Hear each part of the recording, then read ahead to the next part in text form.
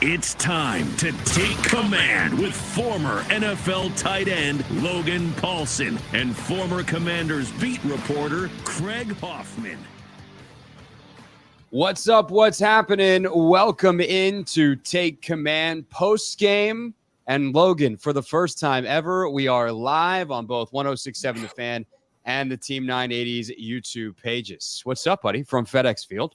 From FedEx Field, that's right. Not much, man. Just watched a football game today. That was a lot of fun. The fans were going crazy. It was cool to see all of the legends around the building and saying hi to everybody. So it was a pretty cool day. Again, kind of had you wringing your hands a little bit more than you'd probably like, but that's life, I guess, in the NFL. So. Yeah, I've got one big takeaway from this game that we'll get to in a second, and obviously many smaller ones. But first, like we said going in, the number one story is the atmosphere. The number one story is kind of how everything is there at FedEx Field. So how was it? Yeah, so, I got here a little bit late because I was doing the pregame show with Denton, obviously, because you were sick. And then by the way, feeling better. Be happy to be back next week. Still locked in my COVID cave. Yeah, good. So walking to the stadium from my car, and you could hear the stadium, and it just was like you were approaching like this beast, from the mile away that I had to park. And it was like, I don't know if I've ever remember the stadium being like that, like kind of up and down, and you could hear it, and it was like it was breathing. It was really, really cool. You walk in, there was like this kinetic energy. You're walking up to the press box, everybody's watching quietly, and the fans are going nuts outside. It rained for a portion of the game, and everyone stayed in their seats. It was a pretty cool atmosphere. It was a pretty cool atmosphere for sure. Yeah, it definitely came through on television. I mean, especially in the second half as the defense started to get going, like it sounded like a raucous NFL stadium. And you don't get that in every game every weekend. You get that in some of the best atmospheres in the league, and you had that coming through the TV on the Fox broadcast. But to me, Logan, my biggest takeaway is that this was a great reminder in week one that football is a 60-minute game. And we talked so much during the preseason and during training camp about how much better conditioned this team would be for this season and how much in better shape they were. And it was kind of funny watching the game, from my couch and being on Twitter and watching everyone freak out. And I'm just kept looking at the scoreboard going like, this is a one-score game. Like it's 60 minutes. They've got to figure some stuff out, but they're primed to do it. And I think what you saw late in this game is the Commanders playing their absolute best, especially defensively late in that game as Arizona wore down. You saw the running game on offense get going a little bit more as Arizona started to wear down. And it was a great reminder for all the freaking out that everyone loves to do a quarter into every single game. If you follow them along on social media during. And we'll talk about Howell, and we'll talk about the O-line, and we'll talk about all the other things that need to be cured up from an execution standpoint. But these are long games where there's a lot of twists and turns. And after years and years and years of them turning the wrong way for this franchise, the way that this team has been built and the way this team has been conditioned and calloused through the preseason, if you watch the Commanders Log YouTube series, that's the word that Ron used, it's going to benefit them in close games and late games. And that's what today was. And looky who came out on the right side of it. Yeah, absolutely. And I think a little bit of that freaking out comes from, like that history that you're talking about. People freak out because it's like they've been burned in the past. And you could it felt a little like in the first, I got here in the second quarter. So in the second quarter, it felt a little bit like a traditional game. Like it just wasn't clicking offensively. It didn't feel like there was a lot of energy from the team.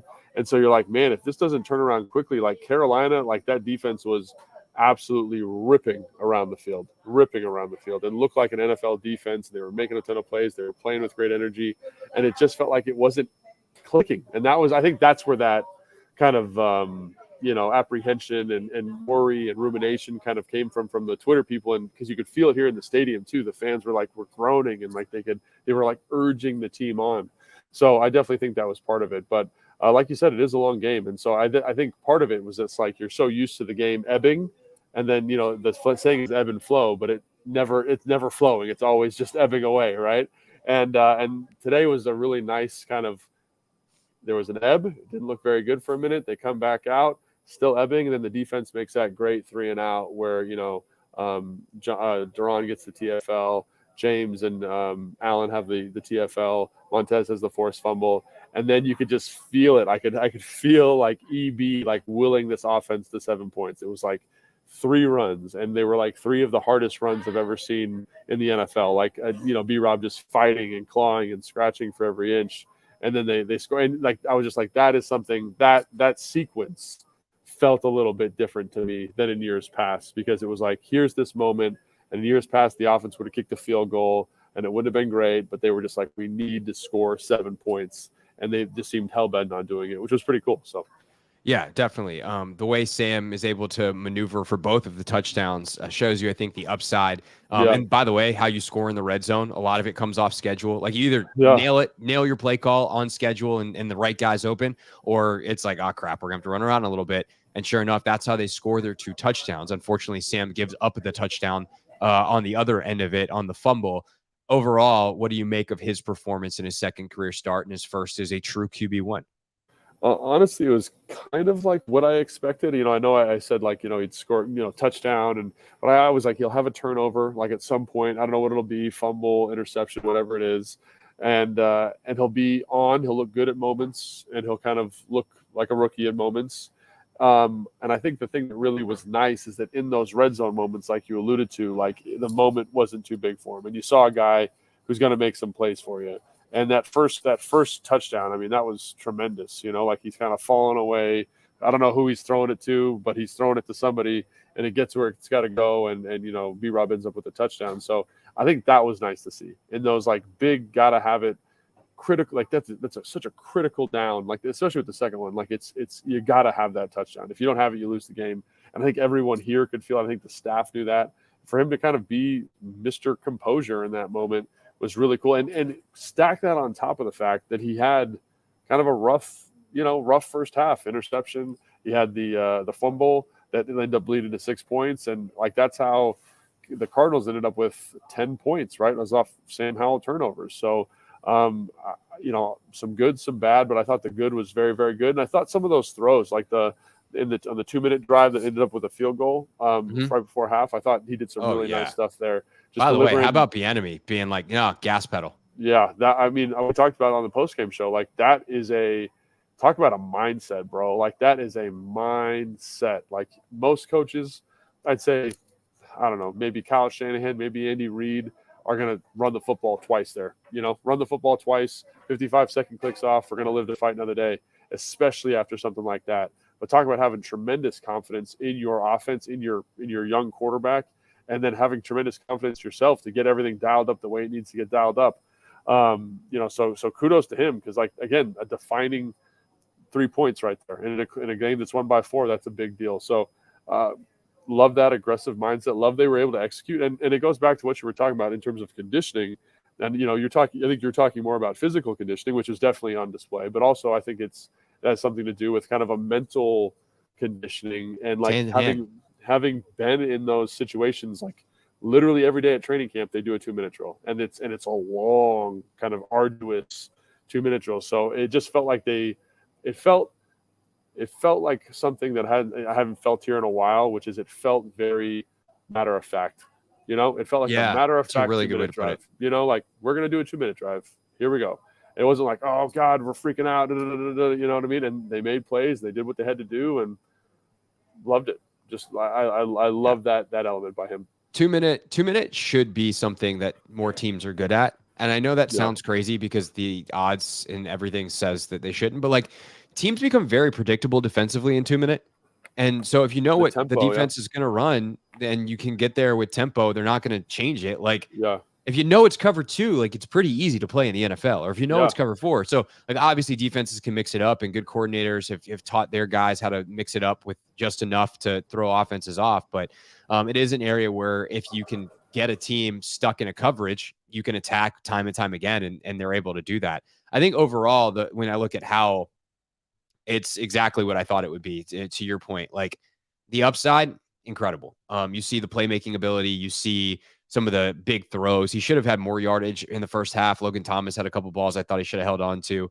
But he also, he's not afraid to give his guys chances either. There's some, I would say, contested balls that are not really, nobody's fault on an incompletion.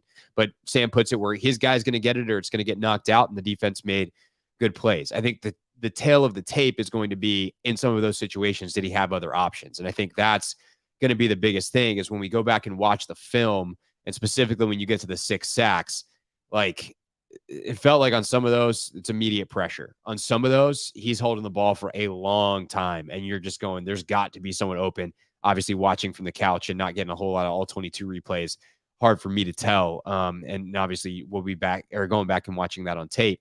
But even then, like, there's game management stuff. The fumble touchdown, the sack is on Wiley.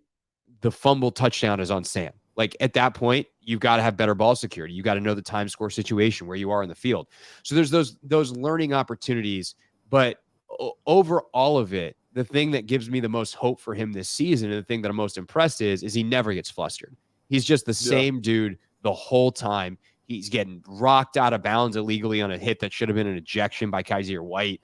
He's not getting caught up in that emotion. He sack fumble, not caught up in that emotion. Celebrates the touchdowns, but doesn't get caught up in it. And he's just a steady guy throughout the entire game. And if he can maintain that over the course of a season, this team's going to be in a lot of games. Yeah, and I think on the post-game show, I was like, this is a good building block. It's not the cleanest offensive brand of football. I think there's a lot of stuff that you look at and you say you could have done better. I think, kudos to Jonathan again. Like we talked about some of the things he might change and some things he might do differently with Sam Howell at the helm, and given his personnel, I thought they did a great job kind of being a little bit more aggressive with their match coverages and their zones, which made the windows a little bit smaller. I thought they did a great job of disguising stuff. Like you could tell there was times where it looks like a pressure look. They've got this crazy overload look on. They drop out of it. They end up bringing another guy to the weak side. It ends up being just because he's like, I know where the ball's got to go. And then all of a sudden there's guys there and it's like, oh, shoot, And so I just thought that was like Jonathan again, like with a rookie quarterback, like did what you're supposed to do. Confuse them, make them hold the football, put them under a little bit of pressure. And that's what he did. And I think it's a great learning experience because he's going to see more of that kind of stuff each and every week. He's going to see a ton of that when he goes to Denver. But I do think that there's a lot of really positive stuff to take away. And I don't think got to protect the football better. I mean, the Gibson's got to protect the football better. All that stuff. Bad fumble, man. Yeah. And, they were clicking too. The thing is, Logan, in the first half, Sam wound up with 169 yards. Yeah. And that was with very little running game. And he only had 202 for the game. And they started to run it more in the second half, obviously. Robinson, after, single-digit carries by a lot in the first half, he finishes with 19 carries on the game. Yeah. And so the balance comes eventually, but it is the kind of thing where, they had great stats in the first half, but they didn't hold on to the football and obviously didn't even get field goals out of it because of the turnovers. And then in the second half, they held on to the football, were more productive from a scoring standpoint accordingly, and didn't really actually do that much offensively. No, I agree. And, it's been funny. I've been a part of some games like that aren't super clean. You turn the football over a lot. And for whatever reason, you just get more bites at the apple, or you're driving the football longer. So you tend to be a little bit more prolific in terms of your offensive statistic. It's very odd. I was in a game where Matt Barkley threw 4 interceptions, and I think we threw for over 450 yards because he's throwing a pick six. We get the ball back. We drive, it's just right. There's more stuff to do. I'm not saying that's exactly what happened here, but I do think there is something to that. But yeah, he was productive. I thought there were times where it looked super sharp, looked super clean. And other times it didn't. And I think that's what we were trying to impart to our listeners was there's a reason, there's a precedent in the NFL that young quarterbacks don't do well. And a little bit of it's because defensive coordinators can just show them a whole bunch of different stuff, basically flashing a bunch of lights in their face while they're trying to play quarterback. And it's enough to offset them. And I think that's what happened here a little bit today. But to your point, the composure of Sam Howell was such that he was able to kind of, in those definitive moments, make plays. And I also wanted to bring this up real quick. I thought there was a really nice, I think the word is maturity by EB, to kind of identify what was going on with the offense and say what was going on with the offense and what was going on with the defense and say, hey, we can shift this into a slower gear. We don't need to be trying to put up 50 points. We need to score. We have to score. We need to be a little bit more methodical. And I think that's what you see in the second half. kind of shorten the game, let the defense make plays for you, and really lean into that. And I think to their credit, because sometimes that doesn't pay off. The defense totally stood up and did an excellent job with that. So. Yeah, so let's talk specifically about the decision late. It's 3rd and 6. They're in the red zone. It's already a 33-yard field goal. A lot of teams now are more likely to say, like, hey, let's try to win this. We're going to win this game right here. I thought they made the exact correct decision and had no business. Yep. Yeah, so it's already, at that point, you run it, you waste another 40 seconds off the clock, you make it a 4-point game. I don't think Arizona's offense has shown that they can score a touchdown on you remotely. A field goal is a different story. Like if you just got to drive the ball between the 20s and then kick a long field goal and send it to overtime, that's a different story. Or win the game. That's a different story. Yeah. 4 points and the less time to do it, to score the touchdown, to me is the right move there 10 times out of 10, especially with the way this defense was playing at that point in the game. Any disagreement, any thought of doing anything otherwise? There was a little bit of the boo birds going on here at the stadium when they made that decision, but I kind of was like, Ron's a defensive coach. The defense has been playing lights out. You look at Carolina's offensive production, and they did some stuff defensively that I thought was elite. That was like, man, this team is a winning defensive football team. But offensively, I don't think at any point they showed anything that made you go, they're going to be able to drive the length of the field versus our defense. I didn't see one element of that. No. I'm a little surprised they didn't try to take more shots. I will say my heart kind of skipped a beat when they took that shot off the play action to Wilson on the sideline where he kind of jumped up, and I thought he was going to catch it, but he kind of like was loose, and then Fuller punched it out. Like that would have been a dagger there, obviously. But to your point, like, and to the general point, like they didn't do anything offensively, Arizona, that made you think, yes, in this moment when they got to have it, they're going to do it with Joshua Dobbs at the quarterback position. So they're not going to score a touchdown. The best they're going to do is kick a field goal. You know what I'm saying? Let's play the odds here.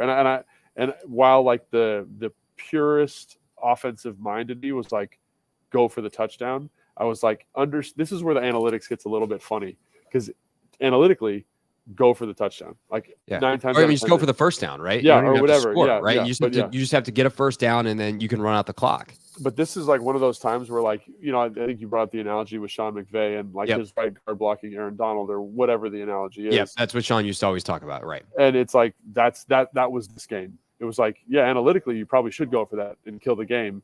But the way this game is flowing, this field goal does exactly the same thing. Yeah, I have a more apt sample than the entirety of NFL history. I have this game of Cardinals offense versus this game of Washington defense, and specifically the last 3 drives where we have been dominant defensively, and our pass rush is starting to murder their offensive line in a must-pass situation.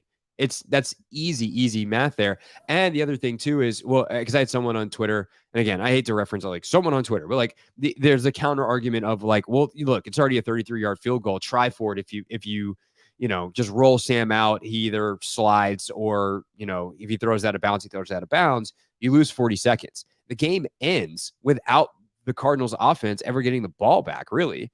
And that when you fast forward a drive, an extra 40 seconds, Dobbs has an extra time to try to move him down the field, all that kind of stuff. And so that's where you see when all of a sudden they truly do have to burn all their timeouts, where those 40 seconds and how much one single, pass or run decision can affect the game. The game essentially ends as Tressway kicks the ball in the air. And so that is, to me, that was easily the right decision. All right. Beyond that, what else stands out from this game that we want to talk about here? There we go. I think for me, it was really just the defensive line and how dominant they were. I think they were so on it. And, I do think that Arizona Cardinals offensive line is they're not a great group, but they're not a bad group. And I think for them, and I think, one of the things Kyle said this to me, Shanahan, he said it to me about when he was in Atlanta and he was like evaluating some player. And he was like, the moment I knew he was the real deal was when he started making plays in crunch time to seal the game. And I felt like I saw that today for the first time in a long time from this group. Like there are times where you see John make a play, then there's a first down, and you see Payne make a play, then there's a first down. But it was like that 3-play sequence, man. That's what you want to see from the best unit on your team. Hey, we just had a rough offensive sequence there. We punted. They're Arizona's in a pretty good field position. They're at like the 40-yard line, and you get a TFL right out the gate from James and John. They're in on it together. Payne does a great job the very next play. They're in 3rd and 25, and then Montez gets a strip sack. Like, it's just like you couldn't have said the places where our draft capital has been invested, where our money's been invested.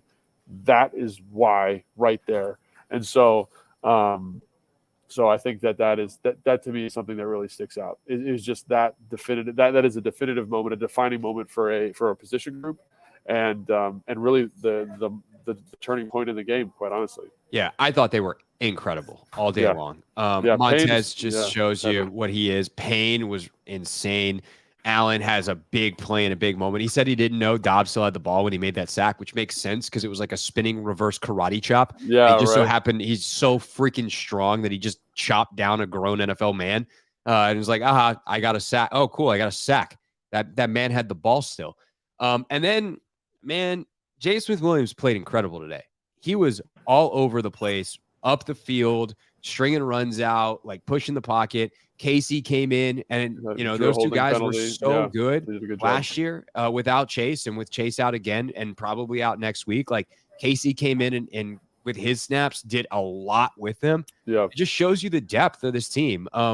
Ironically, after a much hyped preseason, one of the big plays of the game comes because Andre Jones Jr. doesn't set an edge early. Didn't really see him a lot later after that, and it just is a reminder, like, you get out there for real in a real NFL football game, and the benefit of having guys who have been there and played at a high level, not the same level as like Montez, not what you'd expect from Chase when he gets back. Right. But James and Casey have played at a real high level, and those two dudes just did their job to a T today.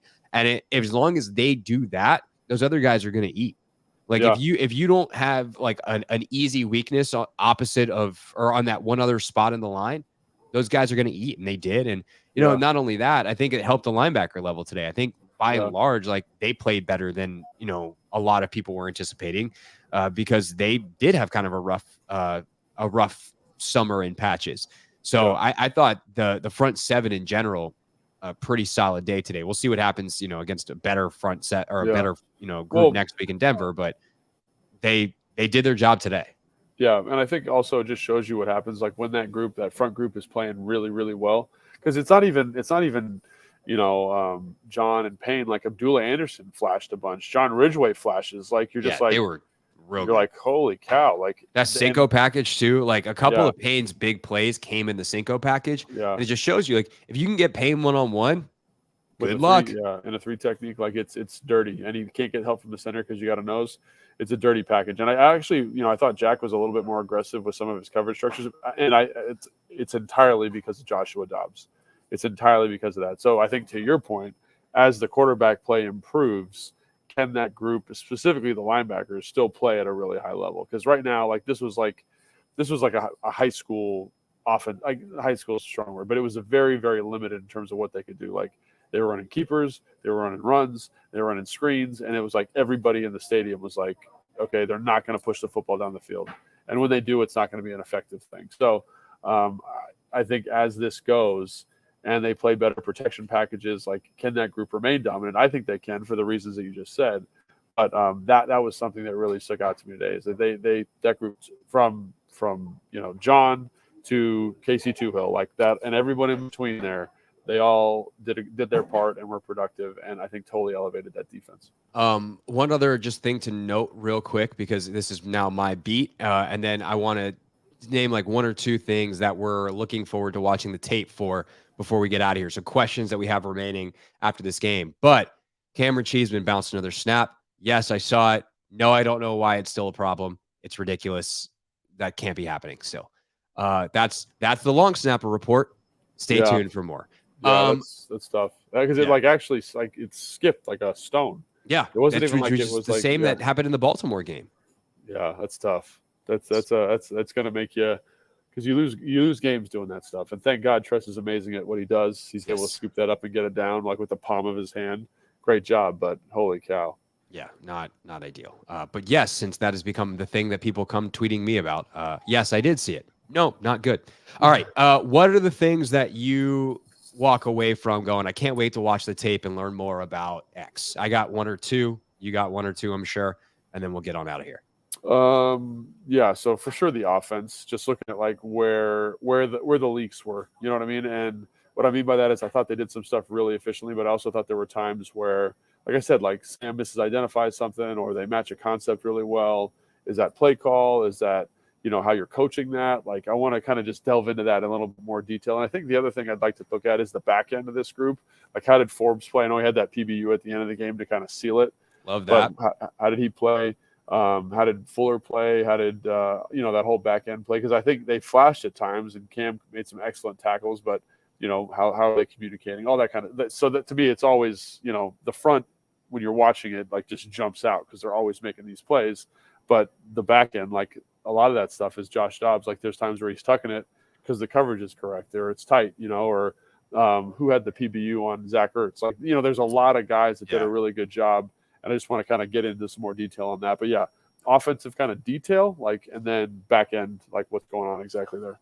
Yeah, no, I think the sacks specifically, like what happened there is that guy's open that Sam's not seeing. Is that offensive line breakdowns? Is that bad protection calls?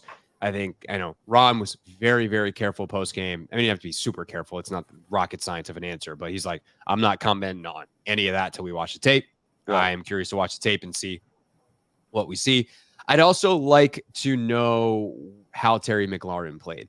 He had a couple of big catches, but when I look at the distribution of targets, I love Samuel being kind of on schedule, 5 targets. We know Jahan's going to be a feature. He has 7. Logan Thomas has 8 targets. We know he's going to be a feature. Terry only has 4. I do feel like there may not have been quite as much urgency today. It is week 1. EB knows the opponent. They've certainly got stuff for Terry that they're going to use. And I'm sure on some games we'll lean heavier on him, but I'm curious kind of what kind of game he had, because I certainly hope throughout the year that he is much higher on the target list and that we don't go through another year of going, where is Terry? He's so good. How is he still a 1,000-yard receiver? Because it feels like he never gets the ball as much as he should.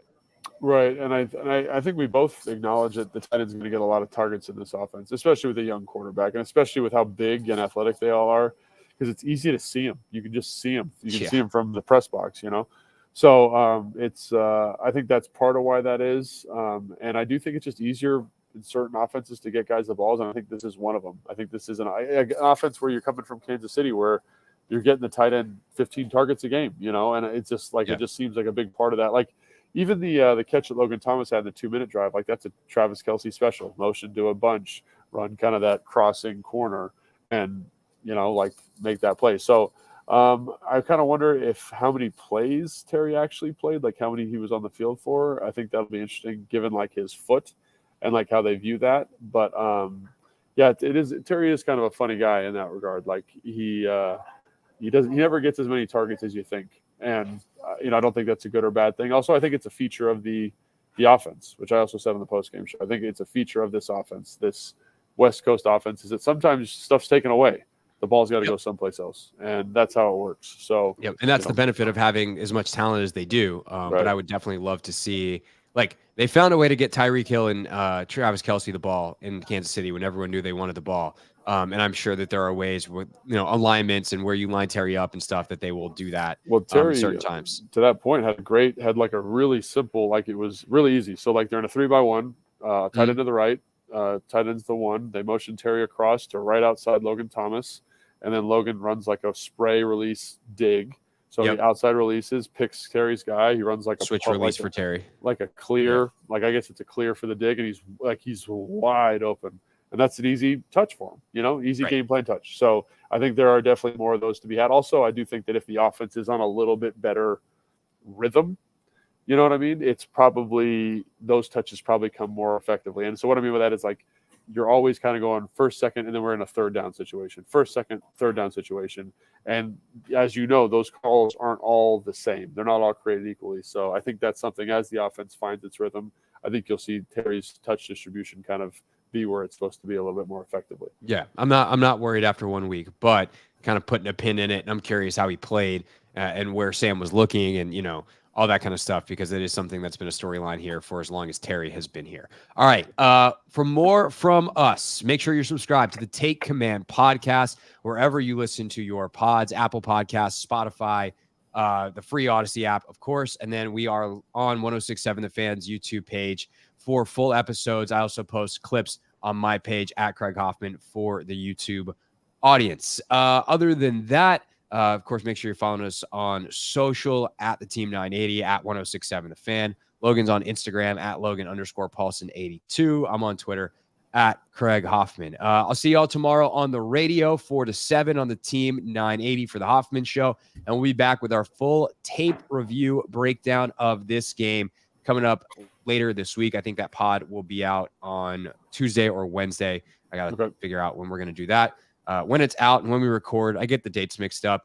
Also, I kind of have a little bit of COVID brain, and now I've been talking for 30 minutes. So we'll see you for the next pod. But if you subscribe, you get it automatically. So that's why you should do that. For Logan, I'm Craig. Thanks for watching here on the live stream and listening to the pods. We'll see you all in a couple days.